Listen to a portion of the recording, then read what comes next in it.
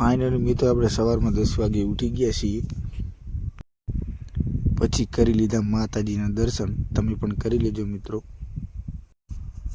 પછી આપણે આવી ગયા ચા પીવા. ચા તો હતો નહીં, વચ્ચે દૂધ ને રોટલી ઝાપટી લીધી. આ છે અમારું સુથા નેસડી ગામ મિત્રો, જોઈ લો.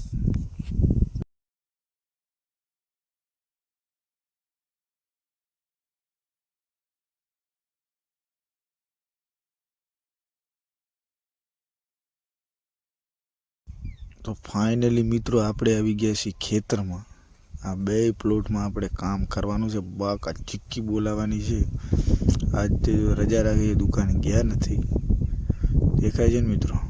છે કે નહીં? છે ને?